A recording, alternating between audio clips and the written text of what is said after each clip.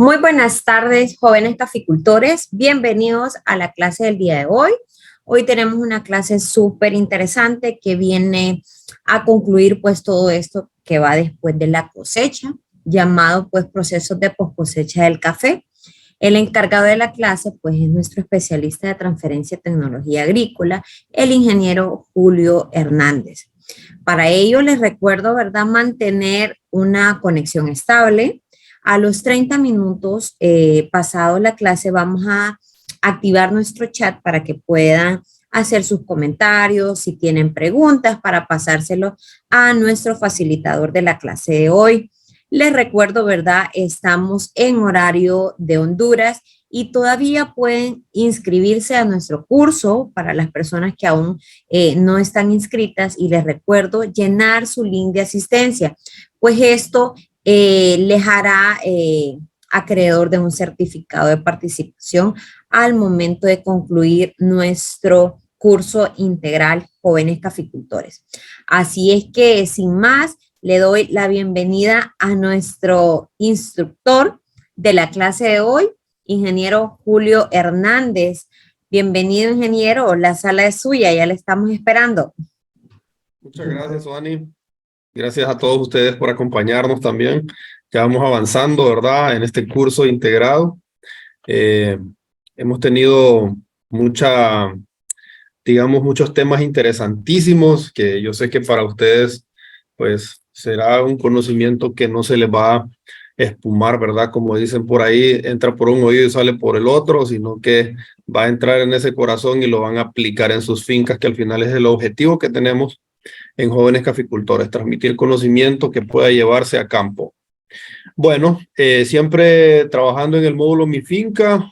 Hoy vamos a dar la clase de procesos de poscosecha del café. Mi nombre es Julio César Hernández, ¿verdad? Mi número de teléfono 3310-5770 y mi correo electrónico jhernandez@honducafeproyectos.com. Vamos a iniciar mostrando lo que son los objetivos de la clase de hoy. Vamos a conocer el objetivo número 1, que es conocer los procesos de poscosecha que se realizan de forma empírica y tradicionalmente en la caficultura. Y luego vamos a mostrar las diferencias en resultados de tasa para los procesos naturales, melados y lavados a la luz de la investigación científica. Creo que es importante hacer una comparativa entre los procesos porque necesitamos aterrizar con algunos temas, ¿no? Y Honduras tiene un potencial extraordinario, hablando meramente de aquí, de nuestro país, Honduras, en cafés, ¿verdad? Somos referentes a nivel mundial. Así que yo los invito, jóvenes, ¿verdad?, todos los catrachos que están por acá, que traten de entrar en temas de investigación. No es necesario tener millones para hacerlo. Ustedes pueden hacer pequeñas parcelas demostrativas, pequeños microlotes, y hacer algunos ensayos, y luego pues esa información irla transmitiendo, ¿verdad?, a otras personas. Es importante. Y bueno, también gracias a todos los jóvenes que nos acompañan de todos lados del mundo, que siempre están pendientes ahí con nosotros, ¿verdad? Por ahí nos siempre se comunican desde Panamá, desde Costa Rica, y es un gusto, que alegre poder tenerlos por acá. Bueno, primero el proceso natural, ¿verdad? También está el proceso Honey, y también tenemos acá los cafés lavados, ¿verdad? Que tenemos dentro del café lavado. Ya sabemos que ese es el proceso convencional que se ha trabajado durante muchos años, ¿no? Un proceso húmedo, y los otros son procesos en seco. Entonces, partiendo de ahí, voy a tratar de describirles un poco acerca de estos procesos, pero no podemos iniciar si primero no mencionamos qué es el café, ¿no? ¿Qué es el grano de café? Aquí tenemos la anatomía del fruto del café. No vamos a ahondar en la parte botánica porque no creo que sea necesario. No estamos en una clase de botánica sistemática, taxonomía. No, vamos a tratar de describir nada más qué es el grano y cómo está compuesto, ¿no? El grano de café, pues, es una pequeña baya que tiene su cáscara, pulpa, mucílago, pergamino, ¿verdad? Su película plateada, grano, y el embrión, que es este pequeñito que está acá, Este embrión es el que lleva todas las características genéticas de los padres para dar lugar a un nuevo individuo, ¿verdad? Y por la otra parte, pues parte botánica, aquí para todos aquellos que les gusta ser un poco más técnicos, ahí tenemos todo lo que es el pericarpio, el endocarpio, el espermoderma y bueno, el endosperma, que es donde se alimenta el embrión una vez que comienza a germinar. Eh, Todo lo que les acabo de mencionar es simplemente una estructura, ¿verdad? Que está distribuida dentro de todo ese grano de café. Sin embargo, dentro de esas estructuras también hay otros compuestos que no logramos ver a simple vista, no están clasificados a simple vista porque, digamos, son compuestos más pequeños, son estructuras químicas que están ahí adentro, que se pueden detectar mediante otros métodos ya un poco más profundos, con un poco más de rigor científico, ¿no? No vamos a ahondar en eso, por supuesto, pero sí es importante mencionarles que en la cadena de valor del café, todo lo que hagamos es importante. Y esas estructuras que están ahí adentro se van a dañar si nosotros no hacemos el trabajo como se les ha enseñado aquí en Jóvenes Caficultores. Entonces, dentro de este embrión que se encuentra acá, ahí ustedes van a encontrar una gran cantidad de compuestos, ácidos clorogénicos, alifáticos, alcaloides, que ustedes más adelante van a entender, ¿verdad?, a qué nos referimos con todo eso, pero esa es la percepción que va a tener un catador a la hora de hacer una evaluación de su café. Ahí se resume todo, ese puntaje que le dan a usted o ese valor que tiene su café, se resume en esos compuestos químicos, ¿verdad? Que al final una persona lo va a detectar y va a decir si su café está bueno o digamos que no es tan bueno como usted desearía. Muchachos, tenemos los procesos, como les decía, el lavado, el honey y el natural, ¿verdad? Ya conocen ustedes cuál es el proceso lavado. Usted despulpa ese café, lo somete a una pila de fermentación o un recipiente, ¿verdad? Para no mencionar solamente concreto, hay diferentes. También está el café honey, que es el que nosotros le vamos a despulpar y posteriormente pues vamos a poner a secar con su con su respectivo mucílago. Espero que me estén acompañando ahí con su tacita de café, ¿verdad? Con su respectivo mucílago, a lo que la gente le llama pues miel, por eso honey. Entonces, eh, así se seca. Tenemos el natural también, que es un café seleccionado de la finca, se clasifica y se seca junto con toda su estructura, con toda su cáscara, con toda su pulpa. Hay diferencias, claro que sí, hay algunas diferencias que más adelante las vamos a hacer ver porque es importante también. Algunas personas me dicen, bueno, ¿y qué café este genera una mejor taza? Bueno, hay muchas variables a tomar en cuenta en ese sentido, pero ahorita lo que quiero mostrarles a ustedes es cuál es el proceso que se debe ejecutar eh, para obtener un café honey, que de hecho hay varios tipos, ahí se los voy a mostrar, y también para obtener un café natural. Primero, hablemos del proceso de café lavado o beneficiado húmedo, ¿cierto? Este proceso comprende los siguientes pasos: despulpado, fermentación, lavado y secado.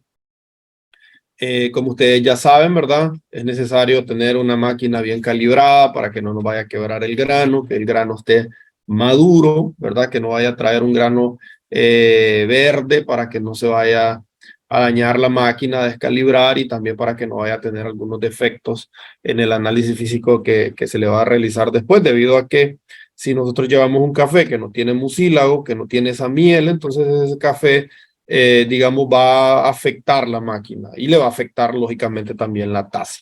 Pero principalmente la máquina debe ser usada con cafés maduros. Como les decía la ingeniera Suani Soto en la clase anterior, ella les mencionaba, ¿verdad?, que se necesita llevar un café maduro con mucílago y que no es necesario aplicar agua, lógicamente porque el mucílago ayuda a que la máquina haga ese proceso de fricción. Y tenemos acá un muchacho, dice, qué buen trabajo de despulpado estoy haciendo con la máquina, bien calibrada. Muy bien. Luego tenemos ese mismo muchacho, después de que su máquina, ¿verdad?, estaba bien calibrada y el café logró despulparse correctamente, hace una observación y dice: qué rápido en mi chácara que está a más altura, la fermentación demora más de 18 horas. Y está el primo también y dice: ya han pasado 12 horas, seguro que ya está por terminada la fermentación.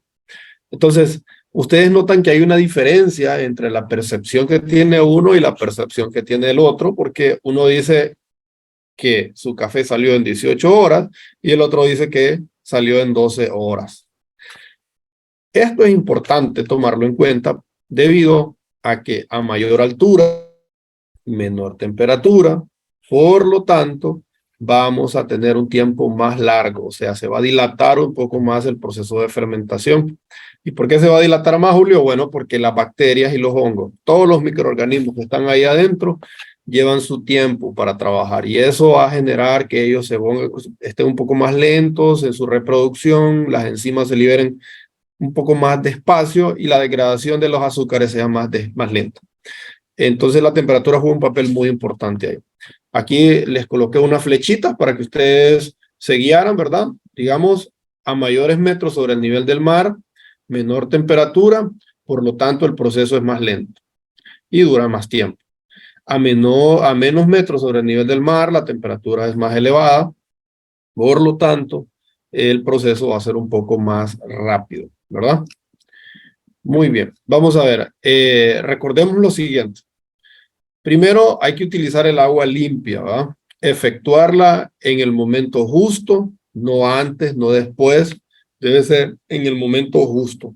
Pero el momento justo es como una palabra media complicada porque mucha gente de repente no está clara a qué nos referimos cuando hablamos de momento justo. ¿A qué nos referimos? ¿A tiempo? ¿Nos referimos a temperatura?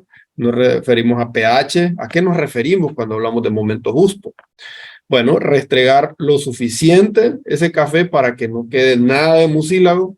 Ojo, estamos hablando del proceso húmedo, ¿verdad? El café lavado. Limpieza diaria de la pila. Es importante que todo el residuo que quede del café anterior, que se metió la pila para fermentarlo, se elimine completamente, ¿verdad? Que se va a ir como agua miel, pero nosotros tenemos que eliminarlo y dejarlo completamente limpio porque ese material se oxida y esa oxidación produce algunos compuestos que posiblemente me vayan a afectar en el café nuevo que esté trayendo de nuevo a la pila. No lave café falto de fermento. Claro que sí, es necesario que el café tenga una degradación de los azúcares porque de lo contrario esos azúcares siguen adheridos al café. Si ese mucílago no se despega, entonces eso puede ser un problema después, pero es importante que usted tenga claro que el proceso de fermentación es para eliminar completamente ese mucílago y bueno, más profundo podríamos decir que para incorporar compuestos que van a generar valor al café, pero en este momento no quiero hablar precisamente de eso, solamente mencionarles que el proceso de fermentación es para eliminar todo ese mucílago que tiene el grano de café. Y por último, 3 botadas de agua para un buen lavado, señor. Claro que sí, mire, primero, esa aguamiel no me la vaya a tirar a la quebrada ni al río, ¿verdad? Llévela usted a una pila de oxidación o, digamos, hay algunos procesos que se pueden llevar a cabo, ¿verdad? Algunos controles, usted puede almacenar la primera agua y la segunda agua, que tiene una carga altísima de mucílago, que por cierto el mucílago también es bastante nutritivo, y ese líquido, esa agua, usted la puede llevar a, digamos, a su biofábrica, si tiene por ahí un bocache, una compostera, y tíreselo. Eso le va a ayudar a enriquecer un poco más ese fertilizante orgánico que usted tiene, digamos, preparado para llevarlo a la finca. Y la tercera agua usted la puede aplicar perfectamente al café, a la finca. Si usted lleva la primera y la segunda agua, puede generar daño, pero recuerden que el café tiene una acidez bastante fuerte, ¿verdad? Bien ácido. Entonces el pH, como se cae en el agua, puede generar algún tipo de, bueno, efecto negativo, obviamente, en el suelo. Ya hemos andado mucho con el tema de nutrición y no es correcto que llevemos una aguamiel, digamos, hacia el suelo para que nos va a afectar. Entonces, la primera y la segunda la llevamos al mucílago, a la biofábrica, ¿verdad? A donde tenemos, digamos, el bocache, la compostera. No lo lleve a la lombricompostera porque, digamos, es posible que afecte la lombriz. Entonces, llévelo pruebe primero una compostera para que enriquezca esa compostera. La tercera agua sí la puede llevar directamente ya a la finca. A veces me preguntan qué compuestos son los que se forman. Bueno, solo para conocimiento general, bueno, los compuestos que se logran formar en esos procesos son azúcares, se libera también bastante CO2, ¿verdad? Dióxido de carbono, y hay muchos ácidos que se liberan ahí dentro. Esos ácidos que son liberados por las bacterias, por las levaduras, ¿verdad? Eh, Ellos sueltan unas enzimas y esas enzimas rompen las cadenas de los carbohidratos, que son polisacáridos, entonces se rompen esas cadenas formando disacáridos, monosacáridos, o sea, glucosa se rompe, se forma glucosa, fructosa y otros compuestos ahí chiquitos, y todo eso al final queda diluido en las aguas mieles, ¿no? Ahí hay liberación también de ATP, o sea, adenosintrifosfato, ¿no? Ustedes ya han escuchado hablar de eso y todos esos ácidos y el CO2. Todo eso está almacenado en el agua miel, ¿verdad? Entonces es riquísimo para llevarlo a una biofábrica y enriquecer, para que usted no esté desperdiciándolo. Si lo lleva a una fuente de agua, a una quebrada, a un pozo, lo lleva a un río, usted lo que va a estar haciendo es afectando la biología de esa fuente de agua, ¿no? Porque al bajar el pH, entonces usted, digamos que afecta el ciclo biológico de reproducción de los peces. Los peces tienen huevos y el huevo no logra desarrollarse bien cuando el pH está -4.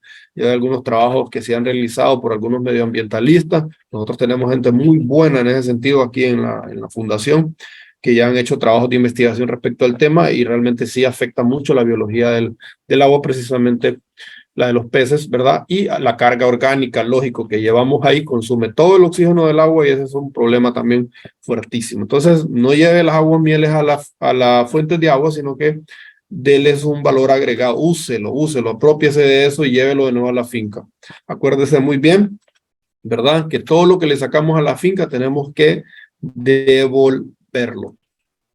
Muy bien. ¿Qué es honey? ¿Verdad? ¿Por qué se le llama honey? O sea, este proceso es el puente entre el café húmedo y un café natural. O sea, es el que está en medio. Tenemos el café natural, tenemos el café lavado, pero en medio tenemos el café honey. La cereza se despulpa y luego se seca, aún con la capa de mucílago que queda en el pergamino. Eso es importante que lo mencionemos para que hagamos una separación entre un proceso, el segundo proceso y el tercer proceso, ¿verdad? Tenemos el lavado, que ya lo mencioné, tenemos el honey y tenemos también el proceso natural. Bueno, tiene su nombre de la sensación pegajosa que tiene el grano antes de secarse, así como la miel, ¿verdad? Honey. Muy bien, ¿por qué el proceso honey es tan popular entre los productores? Algunas razones. Primero, han encontrado un nicho de mercado que, si bien es cierto, sin mucha exigencia científica, lo compran a mejor precio por el solo hecho de ser proceso diferente al convencional. Y esto es muy cierto, muchachos. Fíjense que el mercado del café es tan rico, digamos, en compradores que no necesariamente andan buscando una información científica, ¿verdad? Con rigor científico para poder decidir si compro o no algo. Ellos le llaman valor agregado a muchas cosas, ¿verdad? Precisamente el hecho de que tengamos un café diferente, digamos, con un proceso diferente al convencional, para ellos ya es un valor agregado. Entonces, lo demás, digamos, ya es parte de la percepción de él para gustos, colores. Yo escucho muchas personas que dicen, bueno, a mí me encanta el café geisha con tanto punto según la calificación que le ha generado, ¿verdad? La catadora tal certificada en la SCA. Sin embargo, a mí me encantaba el café de mi abuela, que lo hacía allá en un fogón tostadito. Entonces, para gustos, colores. Eso depende del comprador, ¿verdad? Y de la percepción que tenga en ese café. En términos de conservación del medio ambiente, este proceso junto al café natural presenta los mejores resultados en la disminución de la huella hídrica. Claro que sí. No tenemos gasto de agua en este proceso debido a que no necesita, digamos, agua para entrar en el proceso de fermentación, sino que inmediatamente que lo despulpamos, lo llevamos a la finca. Lo llevamos, perdón, al secado. Imagínese usted vaya, usted no utiliza agua en su despulpadora porque ya usted aprendió que el café se debe cosechar maduro, ya le enseñó a sus cortadores cómo lo debe cortar, entonces ya no necesita agua para la despulpadora. Y ahora, además de eso, también está utilizando un proceso donde tampoco va a necesitar agua debido a que ese café se seca con todo el mucílago. Mire qué interesante. Entonces, desde ahí usted ya está ayudando al medio ambiente, ¿no? Es importante que implementemos y practiquemos este tipo de procesos para tener mejoras. Número 3, se cree que puede generar mejores puntuaciones en calidad de taza. Eso es algo que les voy a mostrar al final, ahorita no. Ahorita estamos hablando de cómo culturalmente se han manejado los procesos Honey y Natura. Más adelante sí les voy a hacer una comparativa entre cada uno de los procesos, ya con un poco de rigor científico según un organismo, ¿verdad? De mucha, digamos que de mucha seriedad y que es una autoridad en el tema del café también. Entonces, para que usted se motive a tratar de hacer sus propias investigaciones en su finca. Yo conozco productores que ellos hacen sus pruebas, ellos colocan su café y dicen, bueno, vamos a probar, ¿verdad? Aquí con estos 2 sacos a ver qué sale, con este otro vamos a ver qué sale. Y así vamos generando investigación, muchachos. Y no se quede con esa información. Si puede, compártanosla porque nosotros somos diseminadores de buena información, ¿verdad? Bien, vamos a empezar por acá. ¿Qué métodos tradicionales se llevan en el proceso Honey? Primero, tenemos acá una persona, parece que tuviera heterocromia, ¿verdad? Un montón de ojos, pero no. Son diferentes ojos porque a veces lo que hacemos es que nosotros calculamos el café de acuerdo, digamos, la maduración del café de acuerdo al ojímetro, ¿eh? Le tiramos una mirada y ya decimos, este es el color indicado. Bueno, pero también hay otros métodos como el refractómetro, que es muy bueno para poder determinar los grados Brix, que ya técnicamente sería el método correcto para poder decidir si el café está o no en condiciones para llevarlo al despulpado y a la fermentación. Según esta información menciona que hay entre 18 y 24% de grados Brix en un café cereza que está listo para llevarlo al despulpado. ¿Qué es lo que mide ese aparato? Ese aparato lo que mide son las concentraciones de azúcar, que en este caso lo que mide es sacarosa, ¿verdad? Hay otros que miden directamente glucosa, otros que te miden fructosa, pero en este caso sacarosa. Entonces, mide la concentración de sacarosa y en base a eso, entonces ya determina qué porcentaje de grado Brix tenemos y determina si está apto o no el café para secar. Entonces acá tenemos, como les digo, el ojímetro y por el otro lado una persona, ¿verdad?, que hizo el corte de café y tomó la decisión de que este estaba camulián, que este estaba verde, que el otro estaba sobremaduro y que el otro estaba listo para, ¿cómo se llama?, para cortarlo, ¿verdad? Entonces, más o menos esos son los métodos que nosotros utilizamos. Muy bien, paso número 2. Primero, ¿verdad? El paso número 1 que era recolectar el café, hacer la cosecha, ver el grano de café o tomar un método de estos que les acabo de mencionar, puede ser el refractómetro o hacerlo al ojímetro, y ya tener la decisión, qué grano de café o qué estado de maduración tiene ese café. Ahora, paso número 2, los granos se despulpan y se deja la capa del mucílago. Esto es para café Honey. En la capa del mucílago, hay una alta concentración de azúcares. Una vez que nosotros despulpamos ese café, la cáscara obviamente se puede llevar a hacer un abono orgánico y ese café que queda la vamos a llevar a secar. El tiempo de secado lo voy a explicar más adelante porque hay diferentes tipos de honey también. No solamente tenemos el honey con 100% de mucílago, hay unos que tienen menos, otros que, bueno, más no, pero sí menos, ¿verdad? En diferentes grados de concentración de mucílago. Pero lo vamos a ahondar más adelante para que ustedes puedan ver. Primero, el paso número 3. El secado del café se hace con pulpa, 25% de mucílago, 50% de mucílago y 100% de mucílago. Yo quiero mencionarles que las personas que trabajan con café Honey siempre, bueno, hacen el comentario de que tiene este café, dicen, tiene 25% de mucílago, ok, y este otro 50%. Y el otro 100%, entonces yo a veces les pregunto, ¿y cómo hace usted para saber qué porcentaje de mucílago queda? Ah, no, me dice que es al cálculo. Entonces, a veces eh, el no tener precisión en algunas cosas que hacemos, a veces es lo que no nos permite aterrizar con algunos temas importantes, ¿verdad? Entonces yo quisiera que ustedes aprendieran en esta clase a tomar un poco más de rigor en el tema de la investigación de estos procesos de post cosecha para que tengan mayor peso técnico y de esa manera usted puede hablar con mayor propiedad, ¿verdad? Siempre vienen compradores de otros lados, pero cada vez se están volviendo más exigentes. Entonces el café honey puede estar con 100% de mucílago, 50% de mucílago, 25%. Muy bien. Una vez que ya tenemos el café, ¿verdad? Ya está listo con su porcentaje de mucílago, tenemos que secarlo. Y el secado pues se va a realizar, algunas personas lo hacen en el piso, otras personas lo hacen en nylon, digamos, directamente al sol, y otras personas hacen en una secadora solar Podomo. En este caso acá podemos ver una secadora solar, ¿verdad? Donde aquí abajito hay una señora también que está secando su café. Por acá están construyendo una secadora y acá tenemos una ya totalmente construida. El honey tiene café amarillo, rojo y negro.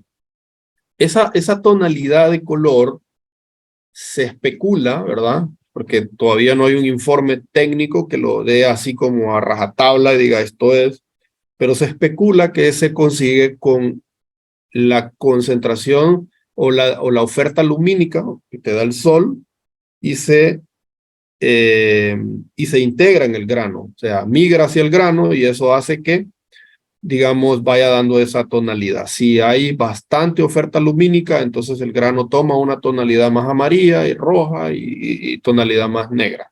Si usted tiene algo de información respecto al tema, sería interesante que nos lo pasara. Esto es lo que nosotros tenemos acá. Es bastante subjetivo, muchachos, el porcentaje del mucílago, ¿verdad? Hay algunos métodos que más adelante les voy a explicar para que tengamos claro cuál es el método correcto para determinar el porcentaje de mucílago. Pero un honey amarillo tradicionalmente, ¿verdad? O culturalmente se hace de la siguiente manera. Normalmente tiene menor cobertura o sombra durante el secado, menos tiempo de secado. La técnica es exposición directa a la luz solar dependiendo de las condiciones climáticas. Podría durar de 8 días para la humedad deseada. Es decir, podría durar, no es que dura exactamente 8 días, esto está condicionado estrictamente a las condiciones medioambientales. Si hay una alta humedad y una baja temperatura, ese tiempo lógicamente se va a prolongar más y los problemas quizás fúngicos en el café pueden terminar echándonos a perder el trabajo, ¿verdad? También tenemos el número 2, que es el café determinado como rojo, aproximadamente 50% del mucílago, toma más tiempo, ¿verdad? De secado y normalmente con cobertura o sombra. La técnica semicubierto, o sea, no totalmente en el sol, sin exposición directa al sol, dependiendo de las condiciones climáticas, podría durar 12 días para la humedad deseada. Este es el trabajo que se ha realizado, ¿verdad? Aquí en Honduras, obviamente no todas las personas lo hacen, hay otros que tienen otras formas, de hecho les voy a mostrar un video más adelante que utilizan otros procesos diferentes, de repente colocan ese café, el 50% de mucílago, primero los primeros días al sol y luego lo llevan a un lugar con un poco menos de sombra, con un poco más de sombra, perdón, para cubrirlo 50-50. El honey amarillo casi siempre se va de un solo al sol para que digamos, se seque más rápido. Y el café negro, que es con 100% de mucílago, es decir, cosechamos el café, lo despulpamos y lo llevamos directamente al mucílago. Usualmente, cobertura para prolongar el tiempo, ¿verdad? De secado. Hay personas que lo que hacen es que lo colocan en el sarán que está en la secadora solar y coloca sobre el café un plástico negro, ¿verdad? Para que ese café se vaya secando más lentamente, digamos que no haya tanta humedad que vaya a migrar hacia el grano, sino que ese café se vaya secando más más uniformemente y lo están moviendo. Dependiendo de las condiciones climáticas, menciona acá que puede durar de 20 a 30 días para la humedad deseada. Esto es totalmente subjetivo, muchachos, porque en la zona alta puede durar menos tiempo, en la zona alta, perdón, puede durar más tiempo y en la zona baja puede durar menos tiempo. Entonces, ahí ya va a depender de los microclimas de cada una de la zona. Pero, sin embargo, yo quiero mostrarles a ustedes, ¿verdad?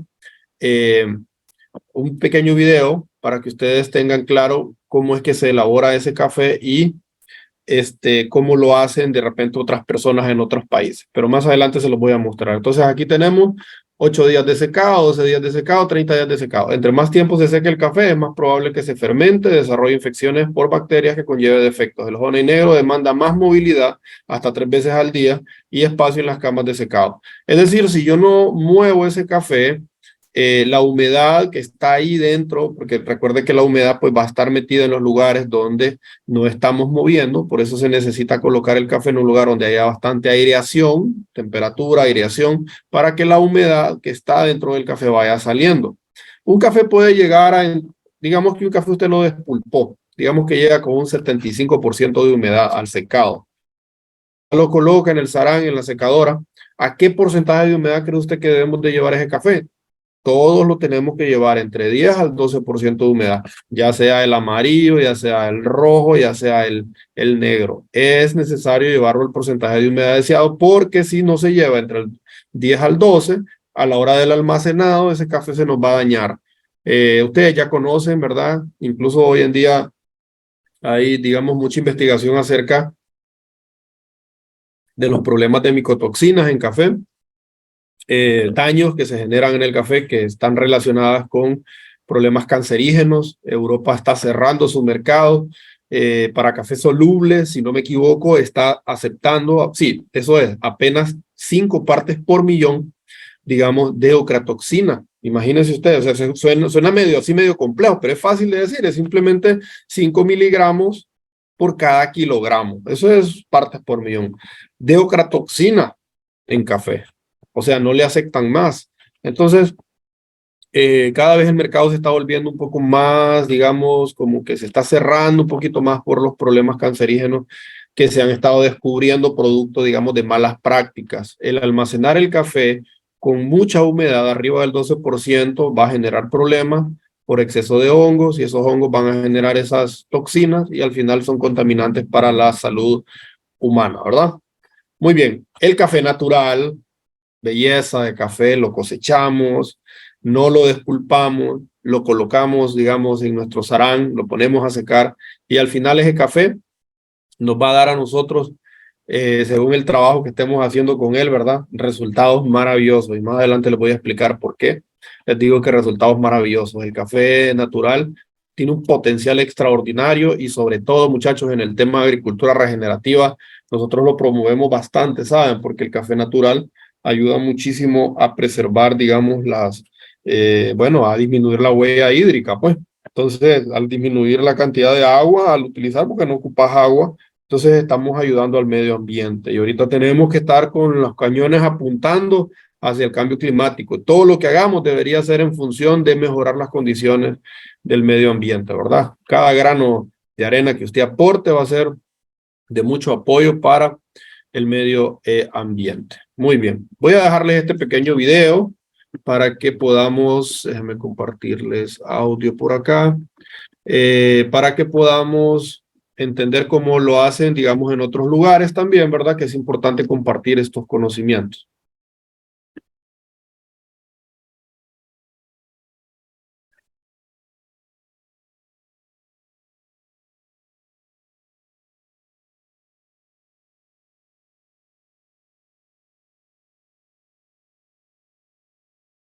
Los caficultores saben que uno de los procesos más delicados y que requiere de mayor atención por parte de los productores es precisamente el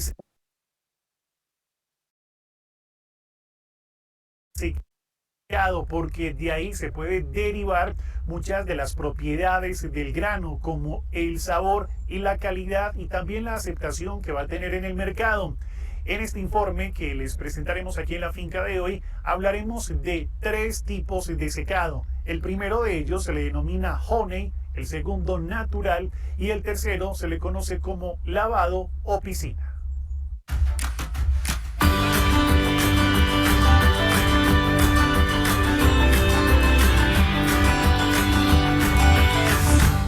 Los métodos de secado natural empleados en el café son considerados económicos y amigables con el medio ambiente, contribuyen con el enriquecimiento de los estándares mínimos de calidad del grano, pues su objetivo principal es impedir la proliferación de microorganismos que puedan deteriorar el producto durante su almacenamiento. Tenemos tres. Tenemos este que necesita mucho sol y tenemos el natural que también se necesita mucho sol, no necesita polisombra, pero sí mucha aireación. Como ven, le entra aire por debajo, le entra por los lados, entonces hay mucho aire. El natural también necesita mucha aireación y estarlo mezclando cada nada, mucho mezcla.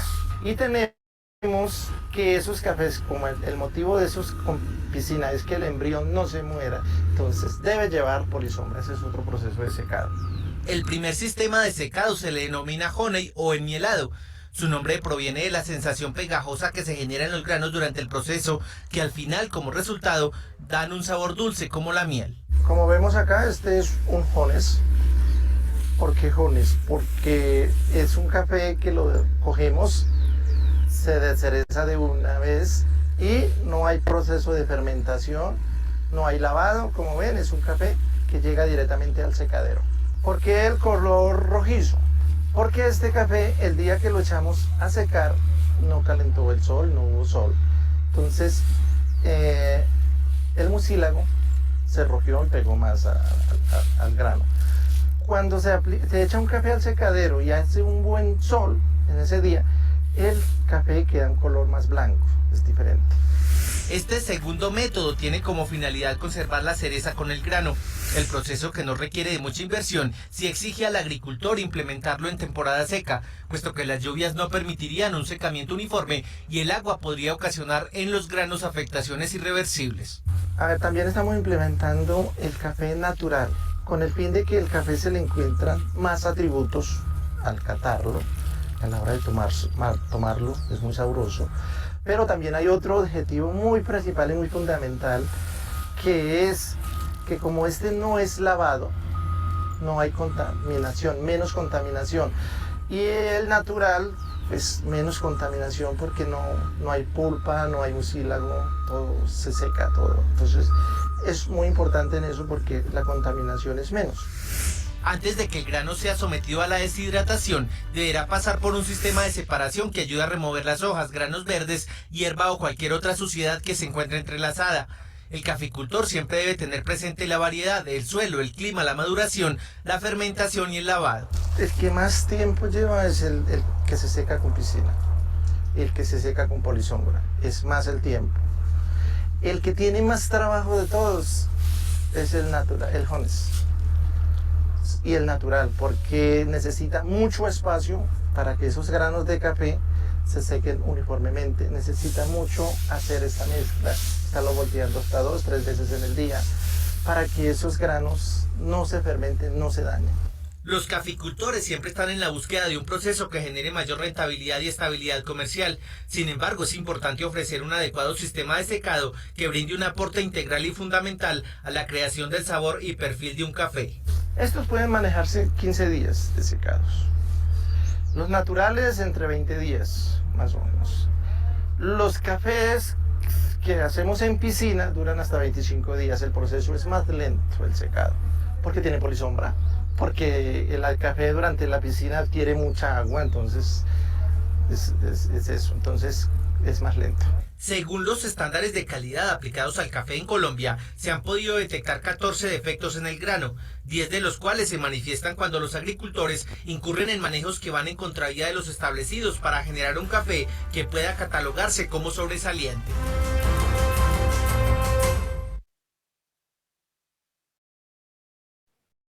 Bien, espero que les haya gustado el video, ¿verdad? O sea, la forma en que lo están trabajando también en Colombia, algunos productores. Y bueno, dentro de los mismos procesos que les mencionaba, tenemos otro también que siempre me gusta mencionarlos, ¿no?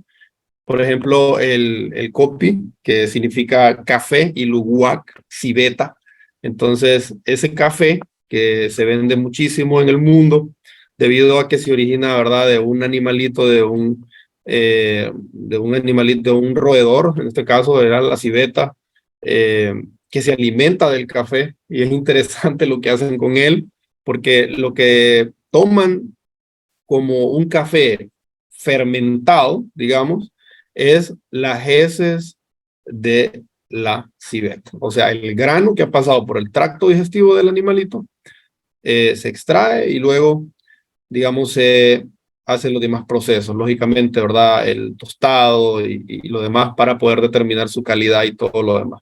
Pero no es necesario ni siquiera que tenga una valoración de calidad del mercado de un solo, ya lo compra, porque la gente percibe en él, digamos, algunos sabores o algunos atributos diferenciados.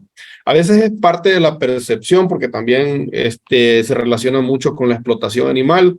En África ya se está tratando de aplicar en elefantes para obtener mayor número de café. Imagínese usted, yo siempre les hago la observación acá, no vaya a salir usted con que quiera hacerlo con algún perro. Usted trate de mantenerse siempre en la línea, ¿verdad? Porque a largo plazo quizás este tipo de procesos vaya a generar más adelante, bueno, se van a generar restricciones por el daño que se puede generar al medio ambiente o a la fauna en este sentido, ¿verdad? Bueno, muchachos, espero que les haya gustado el tema que les traje con respecto a la parte, digamos, tradicional, el manejo que se ha venido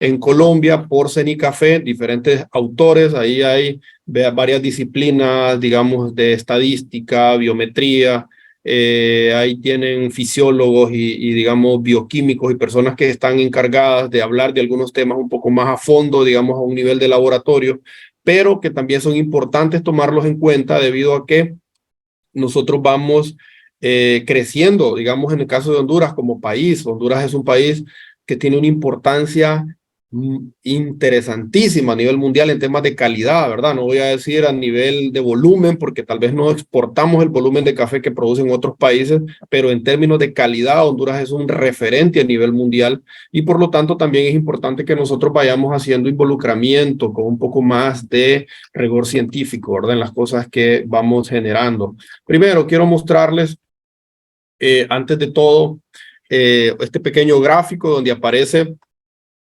Deme un momento por acá, quiero hacer algo. Ok. Sí, este pequeño gráfico donde aparece, digamos, qué porcentaje de las estructuras que tiene un grano de café, o sea, en qué porcentaje se está distribuido, ¿verdad? La primera imagen que les había enseñado al inicio, me parece que es interesante que nosotros podamos determinar. Miren, por ejemplo, qué porcentaje de mucílago existe en el café. 16%, ¿verdad? Ese porcentaje de mucílago que nosotros obtenemos en el café es lo que al final van a degradar todos los microorganismos en un proceso de fermentación. A veces la gente me dice, bueno, yo conozco la fermentación aeróbica y la fermentación anaeróbica. No existe fermentación aeróbica. La palabra fermentación, ¿verdad? Como bien lo dijo Luis Pasteur, padre de la microbiología, significa vida sin oxígeno. O sea, fermentación es vida sin oxígeno. Es decir, que cuando hablamos de un proceso de fermentación, estamos hablando de un proceso anaeróbico completamente. O sea, no hay oxígeno ahí. Eso es importante recalcarlo, ¿verdad? Porque a veces no entendemos los términos y ahorita lo que quiero que mencionarles a ustedes es algo importante. Tenemos procesos no controlados y procesos controlados. Fermentaciones no son una pila abierta, ¿verdad? Ahí es un proceso no controlado. Las fermentaciones se dan dentro de esa pila, en la parte donde ya no hay oxígeno. ¿Y qué fermentaciones son las que se dan? Esas fermentaciones van a depender de los tipos de microorganismos que se encuentren presentes en ese lugar.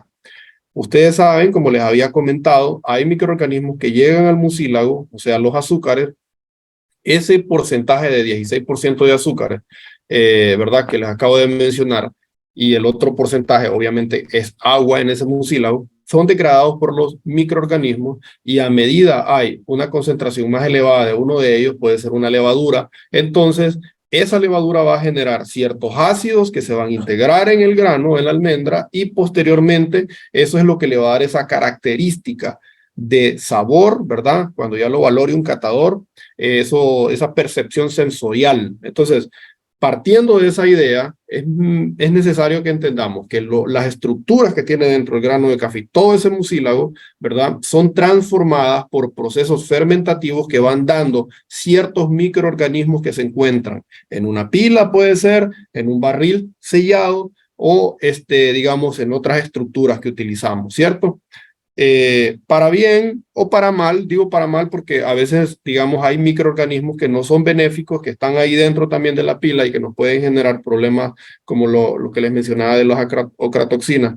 Si hay una concentración alta, por ejemplo, de Penicillium o Aspergillus, eso va a generar ocratoxina A.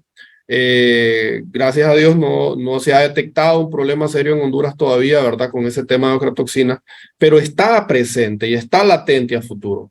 El microorganismo que está en mayor cantidad me va a generar un tipo de fermentación que es la que me va a dar a mí, digamos, el resultado de la taza. Existen diferentes tipos de fermentación, muchachos, ¿verdad? Que pues yo creo que no está de más estarlos mencionando, pero ahí hay fermentaciones lácticas, fermentaciones acéticas, fermentaciones alcohólicas. Cada microorganismo va a ir dando un tipo de fermentación de esas. A medida hay mayor cantidad de microorganismos de un tipo, eso va a generar ciertos ácidos que al final eso es lo que va a generar la calidad de la taza de café. Partiendo de ahí, quiero mencionarles qué es lo que detecta un catador, digamos, a la hora de hacer una percepción sensorial en una rueda de catación. Bueno, aquí hay un trabajo que se realizó hace mucho tiempo por una bioquímica de Colombia también, catadora de muchos años, una persona que tuvo más de 22 años digamos, siendo experta en catación, instruyendo mucha gente, y se dieron a la tarea de detectar qué es lo que tiene una taza de café. Descubrieron, ¿verdad?, que hay diferentes ácidos que se forman dentro de un café y compararon el café robusta, que usted bien sabe que el café robusta y el arábico, pues la diferencia está en que uno es orientado para cafés solubles por su alta concentración de alcaloides como la cafeína, y el arábico pues porque genera un poco más de acidez y por lo tanto tiene mayor intensidad o mayor valor de calidad en el mercado. Por ejemplo, yo les puse unas rayitas aquí. Si hay más ácido cítrico, por ejemplo el arábico tiene 1.16, puntero aquí, 1.16 a 1.38 y el robusta tiene 0.77 a 1, hay mayor concentración de ácido cítrico. Dice que el sabor que va a percibir el catador es un ácido intenso como limones. Esto, según lo que me mencionó un catador certificado, ¿verdad? Que trabaja con nosotros acá, el compañero Frederico Urbina, es positivo. Tenemos acá, abajo, ¿verdad? Ácido fórmico, también presente en el arábico y en el robusta, traza 0.14 y el robusta tiene más, 0.39. El ácido fórmico lo detectan como un ácido fuerte acre y se considera negativo.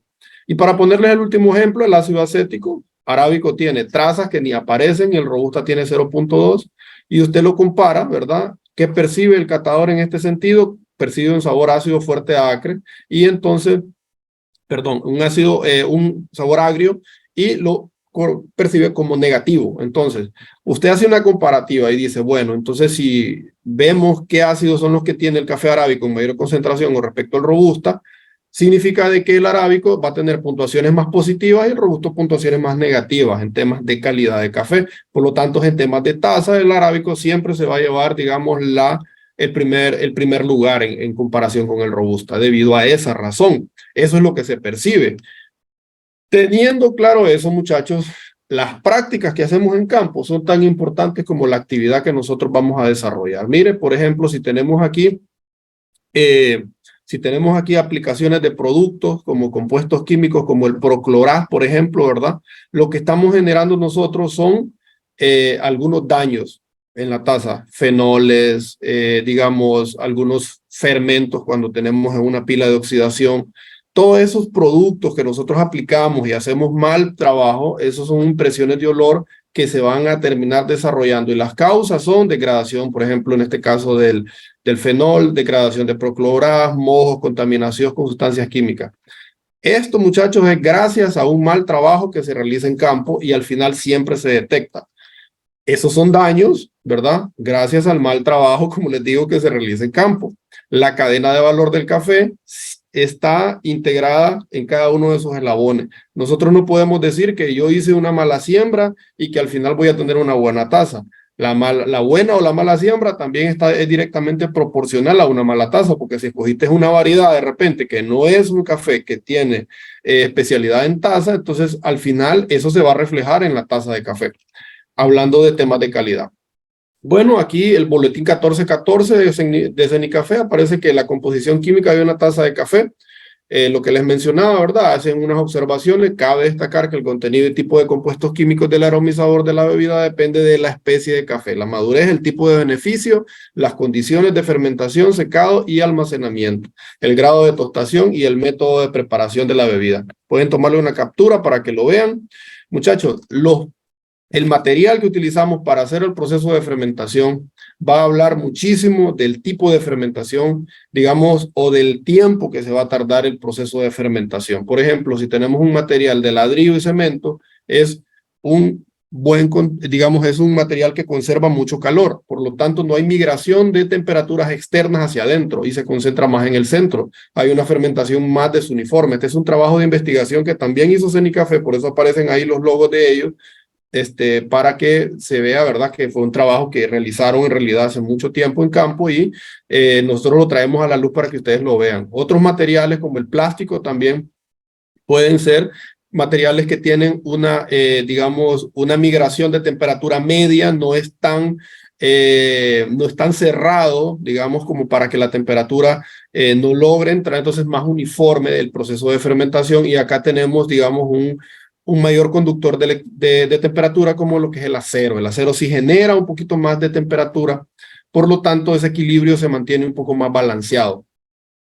Sistemas tradicionales, muchachos, vemos degradación del mucílago y vemos acá las temperaturas. A bajas temperaturas normalmente se va a tardar más y a altas temperaturas se va a tardar menos. Entonces es subjetivo el tema del tiempo, también es subjetivo el método del palo con respecto al método del cascajo. ¿Por qué razón? Porque este trabajo lo hicieron también en pos de la investigación, determinando que en el mismo tiempo que se metió el palo dentro de la masa de café y se hizo la prueba de cascajo determinó un tiempo más largo que el método de palo en remoción del mucílago. Entonces, aunque los dos determinaron que ya era el tiempo, lo hicieron en tiempos diferentes, por lo tanto hay mucha pérdida, digamos, de información, no es tan objetiva.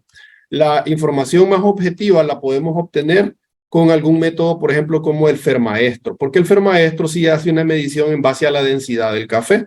Cuando disminuye el mucílago, él determina qué porcentaje de mucílago se ha perdido, por lo tanto te dice qué tiempo es el indicado para que el café pueda entrar ya lavado y luego al secado. Se hizo un tratamiento, ¿verdad?, para verificar cuál era la comparativa entre un café Honey y un café Honey en diferentes etapas o de diferentes concentraciones de mucílago, y también un tratamiento más horas de fermentación, ¿verdad? O sea, sobre fermento, y llegaron a la conclusión, comparándolo con un testigo, lógicamente, donde tenemos aquí 0% de mucílago, acá tenemos 100% de mucílago, 75%, 50 y 25. Lo compararon con un testigo que tenía un café totalmente lavado, ¿verdad? Y otros tratamientos acá aparte, como les decía, que les dieron un poco más de tiempo para compararlo también con sobrefermentación.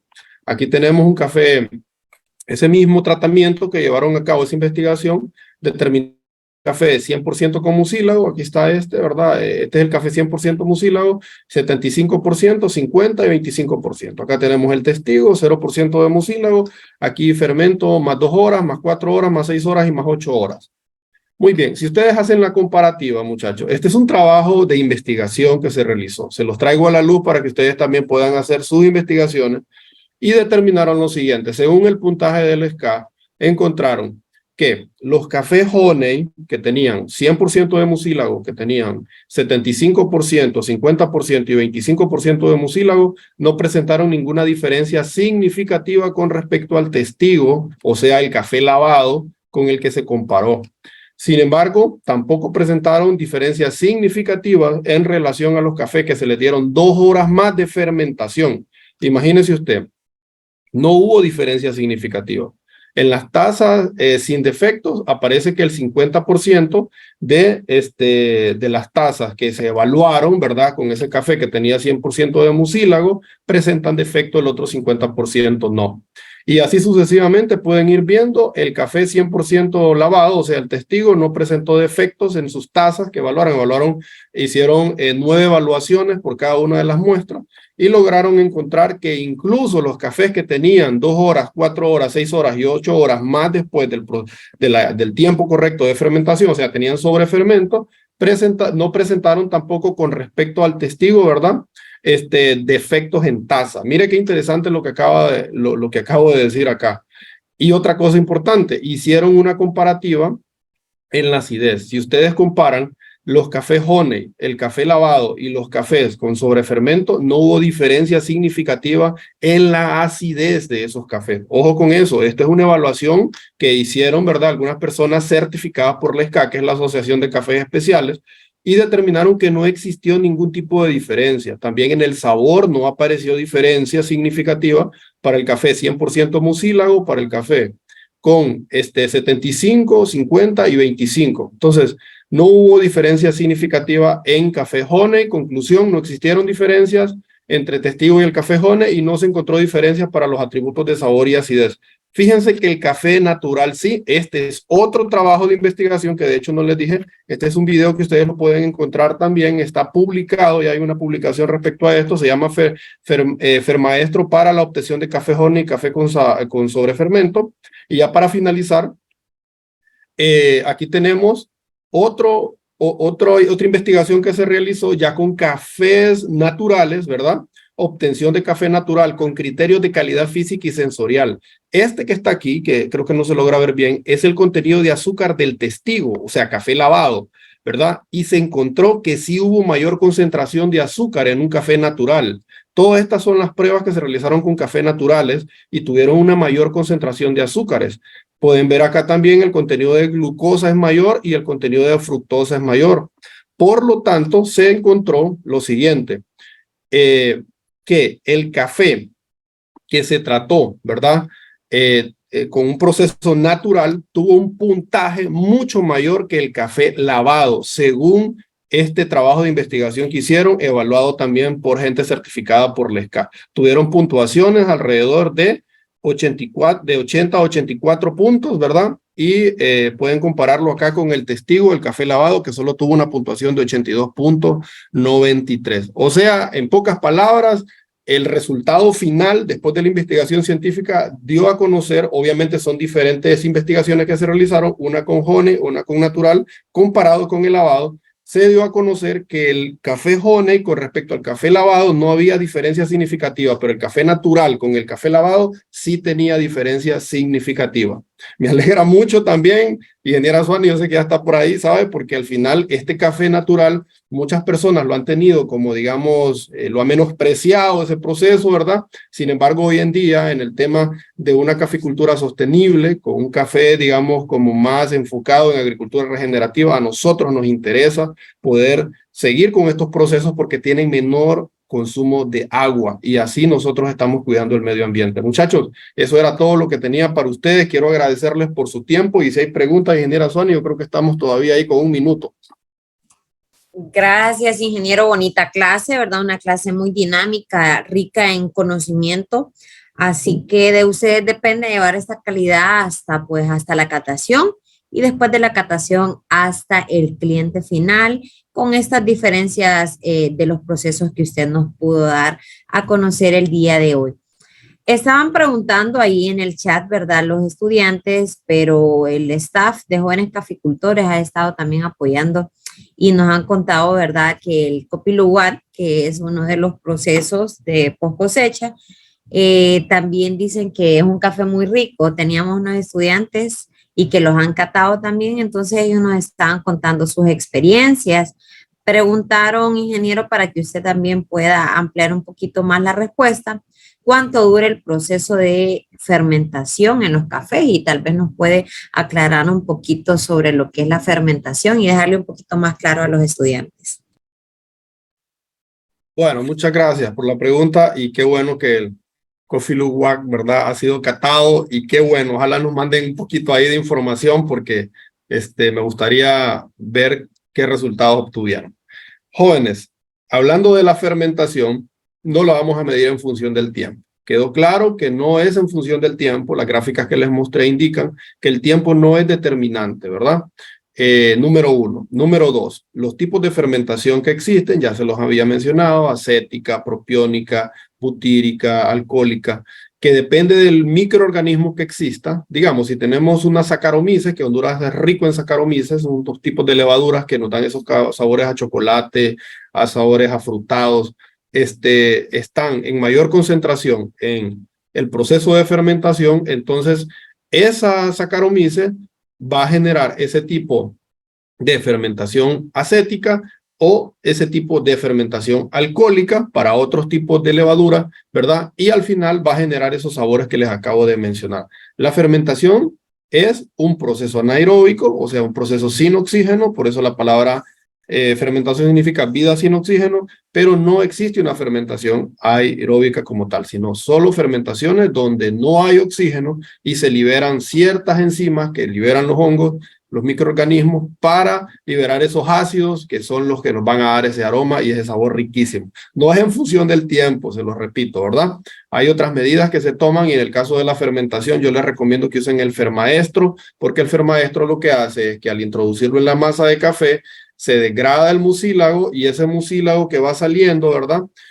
Al final va dejando un menor espacio en la masa de café y esa masa de café ya está, digamos, medido cuál es la medida correcta en graduado, disculpen que esa era la palabra que no me acordaba, ya está graduado, digamos, el Fermaestro y esa graduación que tiene indica el punto exacto donde tiene que usted sacar el café para lavarlo, ¿verdad? El Fermaestro es una maravilla, digamos, de la naturaleza, porque fue una invención humana y nosotros, pues, hemos hecho cosas extraordinarias, Fanny. Yo creo que ese es uno de los aparatos que más se debería utilizar. Yo les digo a la gente, usen Fermaestros, no estén utilizando otros métodos porque los otros métodos son un poco empíricos. Así es, ingeniero, gracias, ¿verdad? Y esa es la respuesta. Solo como comentarles también, adicionando un poquito de lo que mencionaba el ingeniero Julio, en ambos tipos de oxidación y fermentación buscamos un punto de fermentación. Entonces, por eso mucha gente en las pilas de oxidación puede confundir lo que es la fermentación, si lo que nosotros buscamos es un punto de fermentación y este punto de fermentación pues se da, como les mencionaba en mi clase, en diferentes, se puede identificar de diferentes procesos y uno de estos pues es el Fermaestro que usted mencionaba. Bueno, ingeniero, hemos llegado a la hora, lastimosamente, ¿verdad? Entonces, de mi parte, jóvenes, les sigo invitando que sean parte de este proceso de educación gratuita que llega a usted gracias a la iniciativa de Nestlé bajo proyecto Plan Nescafé, Jóvenes Caficultores y pues nosotros como Fundación Conducafé en el proceso de ejecución. Encantada, ingeniero, de haberle acompañado como moderadora en su clase, una clase magistral rica en conocimiento en temas de poscosecha del café e invitarles a ustedes, jóvenes caficultores, que hagan estas pruebas en diferentes procesos para que ustedes mejoren la calidad de su café. Ingeniero Julio, puede pasar a la sala a despedirse de los estudiantes. Bueno, muchas gracias, jóvenes. Yo sé que es una clase, digamos, que son varios temas, ¿verdad? Integrados y es como en una hora ahondarlos, es poco difícil. Sin embargo, si tienen dudas, pueden seguirnos preguntando. Nosotros estamos abiertos en Jóvenes Caficultores 24/7 para sus preguntas. Escríbanos, mándenos ahí correos si gustan o WhatsApp. Siempre estamos contestando. Solo para cerrar, José Luque nos hace un comentario. He tenido la oportunidad de catar el el Coffee Luwak puedo decir que es un café exótico por la manera de cómo se fermenta con sabores delicados, pero nada excepcional. Bueno, interesante el comentario, jóvenes. Agradecerles por su tiempo y por los minutos que nos pasamos. Creo que fueron como 4 minutos. Si quieren venir a las 6 de la tarde, estamos para servirles, ¿verdad? Son bienvenidos. Así que muchas gracias. Pasen feliz tarde y los esperamos el día de mañana también en la siguiente clase aquí en Jóvenes Caficultores.